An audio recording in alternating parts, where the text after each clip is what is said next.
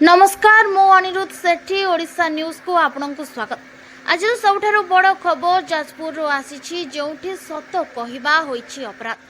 खबर प्रसारण कला बोली दुई सांबादिकों को माड़ गणतंत्रर चतुर्थ स्तंभ उपरे आक्रमण। घटनाटी घटिछि गतकाली जाजपुर जिले में किछि खल प्रकृतिर नेतांको दुर्नीति तथा तांको कला साम्राज्य को गणमाध्यम सामना को आनिथिला। एहाकू सहयोग करि पाइलेनी सेही नेतांको पेड़ी गुंडा। फलस्वरूप आमर दुई सांबादिक संजय नायक और सुशांत जेना को एकाकी पाई आक्रमण करा जायछि। यह केवल दुई जन सांबादिकों उपरे आक्रमण नुहे, यह सत्य उपरे आक्रमण। यह घटना पर आज पूरा जाजपुर जिलार सांबादिक एकजुट होइछन्ति। ओडिशा डिजिटल मीडिया महासंघ आज जाजपुर एसपी को भेटिछि।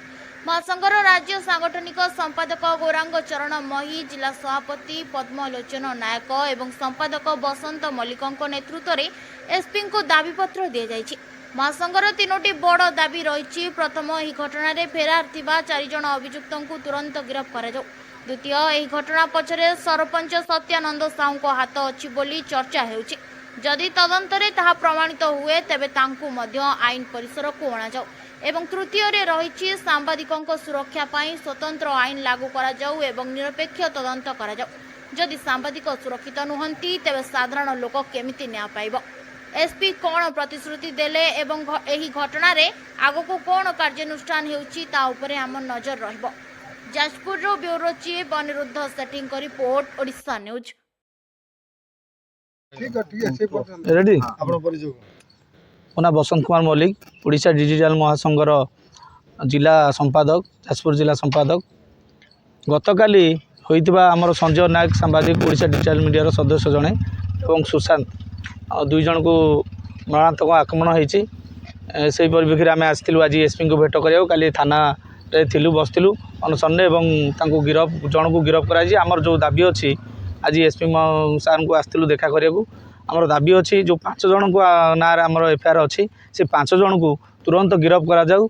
जदि 5 जन को तुरंत गिरफ न करा जाए आगामी दिन में सारा राज्य में आंदोलन करूँ और सारा राज्यर जेतक जिलार एसपी अच्छा समस्त को आम दाबीपत्र देवु और तीव्र भाव में आम आंदोलन करने को प्रतिश्रुति। संपादक आपण मैंने देखुवे काली जो घटना घटी आम दुई सांबादिक जो मारात्मक आक्रमण आम विधिवत भाव आम कोरे आईसी पाखे काली नवेदन कलापर जे हो जहाँ हो से मैंने गोटे जन को आरेस्ट कर। आमर दाबी थिला 5 जन को आरेस्ट करार।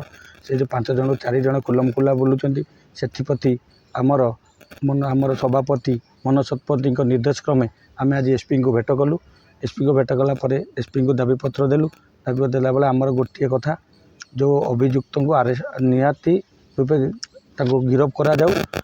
गिरफ न कले आगामी दिन में आम एसपी को कहीचु शांतिपूर्ण भाव धारणा देवु। खाली जाजपुर जिले में नुहे सारा राज्य रे धारणा बसबू। आम प्रत्येक एसपी ऑफिस रे आम धारणा बसबू।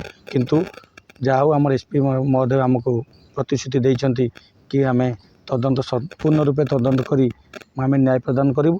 आम तांको न्याय प्रदान को अपेक्षा करछु। 4 दिन रु 5 दिन भितर जदि आम न्याय प्रदान न मिले ताने आम शांतिपूर्ण भाव धारणा बसबू। खाली जाजपुर जिला नुहे सारा ओडिशा रे आम धारणा बसबू।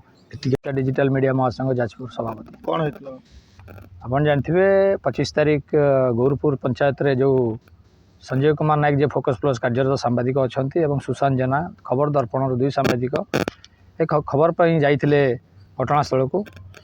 किंतु सेठिकार जो सरपंच एवं तांकर जो कर्मकर्ता अच्छा हठात आक्रमण करथिले।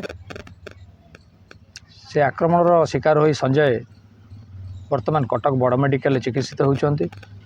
ताको आधार करी आम जाजपुर जिला आरक्षी अध्यक्ष आज पाखे पहुँचलु और गोटे दाबी देलु जो मैंने संपर्क घटना अच्छा अंतर्भुक्त अच्छा तुरंत गिरफ्त करा जाऊ। एसपी सार आमको भी गोटे प्रतिश्रुति देइछन्ति उभय पक्षर तदंत हम। तदंत होला सठिक न्याय प्रदान करिए बोली आशा और विश्वास।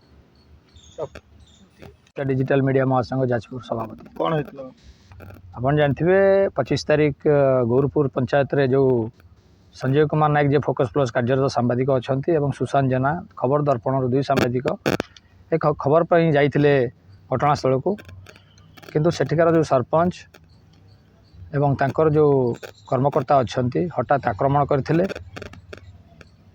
से आक्रमणर शिकार होई संजय वर्तमान कटक बड़ मेडिकल चिकित्सित होती। ताको आधार करी आम जाजपुर जिला आरक्षी अध्यक्ष आज पाखे पहुँचलु और गोटे दाबी देलु जो मैंने संपर्क घटना अंतर्भुक्त अच्छा तुरंत गिरफ्त कर एसपी सार आमको भी गोटे प्रतिश्रुति देते उभय पक्षर तदंत हम तदंत होला सठिक न्याय प्रदान करेंगे बोली आशा और विश्वास।